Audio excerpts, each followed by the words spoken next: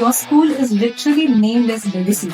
So in leadership roles, true legacy is actually defined by how well an institution can function, especially when the leader is not in school. I think the legacy I'm talking about is not something which is there in buildings or in processes. I would want to leave a legacy in children. So how have you designed the system here in GEMS Legacy School so that your vision for climate and innovation stays there, be future-proof even 20 years from now? I don't believe for one that I have to be there for the school to run. I'm not even talking about 20 years from now. Even today, I can walk away and the school will run and carry forward that. In 2011, you took a very bold step of removing textbook from GEMS Legacy School. My problem with textbooks is only that we limit our students to what lies between the covers of the textbook.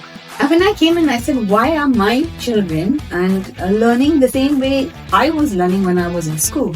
Today, there's so much of information, there's technology, and why are we not utilizing it? Because we're happy with what is handed down to us. Parents would often say, why are you asking things which are not in the syllabus? I saw the potential of making students explore questions which they haven't been taught as such in class. Looking back, what is that one thing which you actually miss about traditional tactile classroom? And saying the very truth is that I won't miss anything. And how difficult it would have been for you to face and to change the mindset of these parents, which I'm sure many other principals would have. Okay, I think as a leader, you have to be brave. I told the parents, come March, April, we are starting the new year without textbooks. In March, when they went to buy books and the stationery person said, there are no textbooks, there are only notebooks, they came into my office very, very angry. Anybody who had a problem to come in and speak with me, ask all the questions they wanted to. So what are some of the non-negotiable cultural shifts which a principal must make to ensure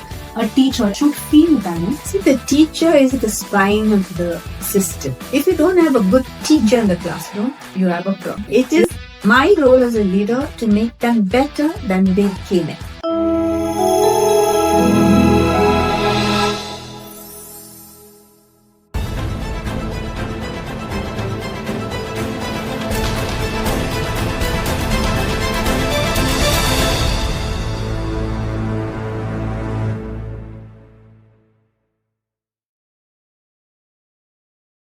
A principal's vision is not the map of where the school is going. It's basically a mirror where the staff and students understand where they belong. And one such leader who is present with us today is Ms. Asha Alexander, Principal of GEMS Legacy School, Dubai. Ms. Asha, it's such a pleasure to have you here. It's indeed a pleasure to be part of your podcast. So, Ms. Asha, before the leadership roles and the many titles, was there a specific teacher or a mentor in your childhood that actually sparked your passion for education? It's very difficult to say what sparked my love for education. I have a lot of educators in the family. My grandfather from my father's side was a district inspector of schools during the British Raj. There are many of my cousins who are in the teaching field. But I really didn't think about teaching as a profession when I was a student, honestly. I got married into the Indian Navy. My husband is a naval officer. And his job entailed moving from place to place. And so there was no question of staying back and following your career. So I had to opt for something which would enable me to move with him across India. And I found that maybe I should try my hand at teaching. When I began teaching, I realized that I had a flair for explaining things to students, and I began to enjoy being a teacher. So I think that's how I came about. My other grandfather was a lawyer, but very interested in Shakespeare, and he used to tell me stories when I was 3 years old. So I think somewhere seeds of love for learning and education was sowed by my grandparents. Actually, the seed was sown during that time, and we can see the leader that you are today. So, Ms. Asha, your school is literally named as Legacy. So, in leadership roles, true legacy is actually defined by how well an institution can function, especially when the leader is not in school. So, how have you designed the system here in GEMS Legacy School so that your vision for climate and innovation stays there, be future proof even 20 years from now? Okay, so the reason why this was named Legacy, it was the kindergarten starters when I took over. It was a primary school, and for 20 years it had been running as a primary school. When I was appointed as the principal, I felt that I would like to see the children I am developing grow into young adults. I waited for an opportunity to grow this school. So when the school began to grow, the name Kindergarten Starters didn't serve the purpose, so we chose the name Legacy intentionally, because I think the legacy I'm talking about is not something which is there in buildings or in processes. I would want to leave the legacy in children, legacy in students, in teachers, in parents. I would want them to be curious. I would want them to question. I would want them to be empathetic. These are some of the skills that we're building in students and teachers. And I think if they have all of that, they can be innovators, they can be critical thinkers, they can do good for humanity. I don't believe that I have to be there for the school to run. I've always believed in building capacity in teachers and students. And what the school is today is because I have given a lot of freedom to my staff to develop their capacity. I'm not even talking about 20 years from now. Even today, I can walk away and the school will run and carry forward that vision. Absolutely, that sounds so inspirational, ma'am. The freedom that is given to the teachers as well as students, because once that freedom is there with you, the creativity automatically comes. Back in 2011, you took a very bold step of removing textbook from GEMS Legacy School.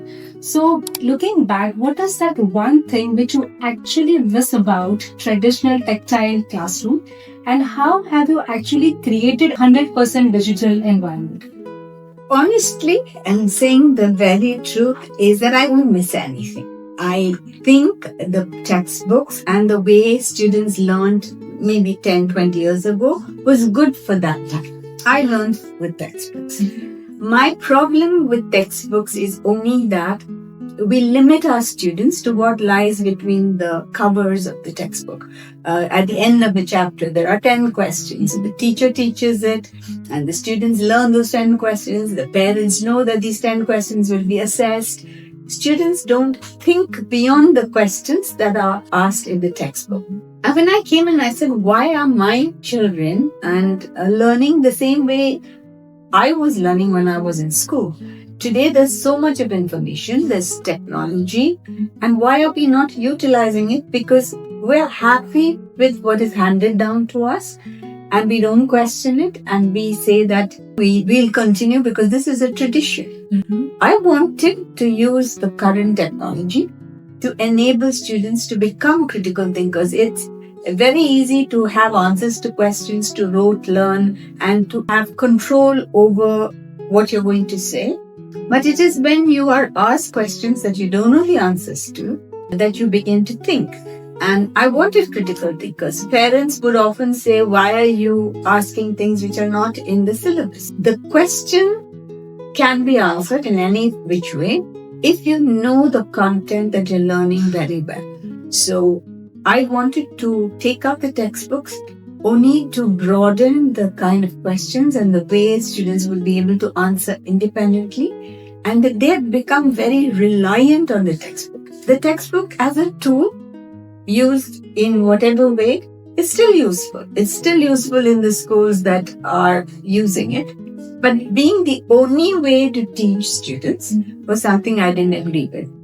And I'm 65 years old. I still do not use at present a dictionary in the traditional way. I do not read a physical Bible. I don't use a physical recipe book.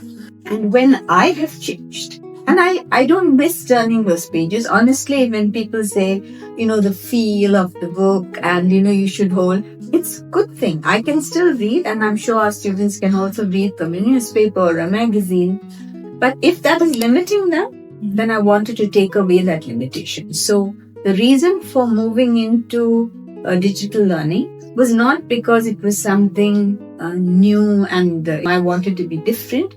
I saw the potential of making students explore questions which they hadn't been taught as such in class. That means they would apply whatever learning they have and they will try to answer. Maybe they'll make errors, they won't get it right, but they will realize that beyond the 10 questions at the end of a chapter, there are many questions that can be asked. I wanted teachers to change that thinking. I wanted parents to stop asking, how can I get my kids to learn these 10 answers and say they've aced the test?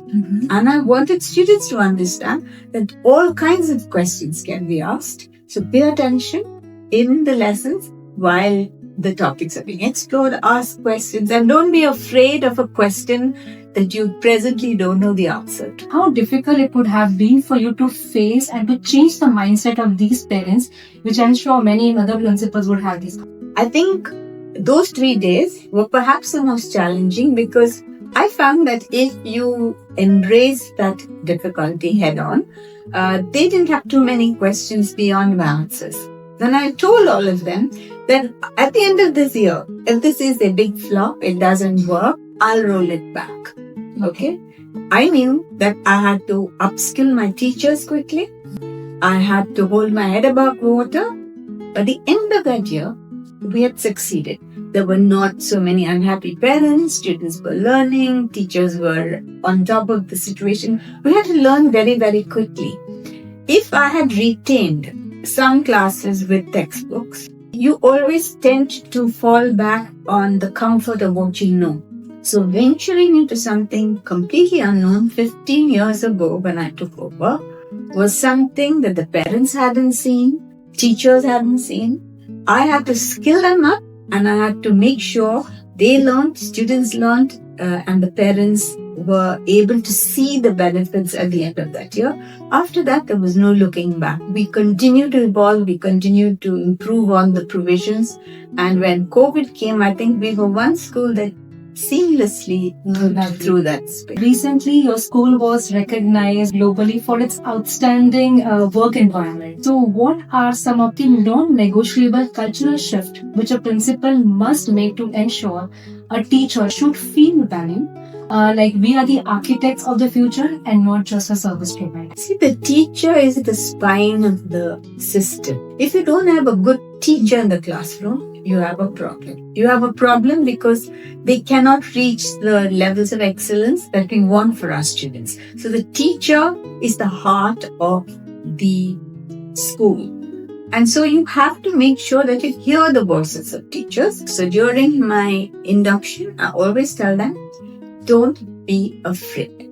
Do what you have to do. You might not know everything. You will make some mistakes. As long as you're ready to correct, take onus and learn quickly, there's no problem in making mistakes. So when you give that kind of freedom and you trust your teachers, they are more productive, they're more creative because they can do whatever they think is right without, always worrying, will the principal yell at me, the results are poor, whatever. It doesn't mean that she's a bad teacher. She needs time and support to build capacity and improve. I also put a lot of energy into upskilling, professional development, making sure they have access to the best ways of the pedagogy to make sure that their approaches are world class and they're continuously upskilled. It is my role as a leader to make them better than they came in. So I always tell teachers, you'll never leave my institution, even if you're here 1 or 2 years, the same person as you came in, because we will teach you so much that wherever you go to teach children, you must act them. So now, as a global leader in climate education, how do you teach children about the urgency of climate crisis without overwhelming them with fear? Also, how can schools turn awareness into sustainable entrepreneurship, especially at primary school level? Climate literacy and climate anxiety are not separate things. You are anxious about things you don't know. You're afraid because your information is little. What are you frightened of? Because you don't know what lies on the other side. Now, climate literacy is a tool to alleviate climate anxiety. If children are taught this is what it is, it's likely to become like this without overwhelming. And so, depending on their age, we're not talking about the world burning and nothing left behind and humans disappearing. We say that this is a thing that can become worse if neglected. It's like someone doesn't take care of their health. You continuously abuse your body. After a few years, you're going to suffer. So once students understand that they are capable of changing the situation, then they become invested in simple things, not using plastic, making sure they save water, understanding the SDG goals, trying to look for equity for girls and boys, and making sure people are learning, people live in peace. So we've embedded the SDGs into the curriculum right from kindergarten. So young children also know how to compost. They know there's a cycle. They know how not to waste. That waste can actually be turned into something useful. Why people are saying we should not have climate literacy because it will make people worried. No, information never makes student worried. Information actually helps to take away the fear. They know the cause. They know how they can then overcome that and make sure that the planet is safer.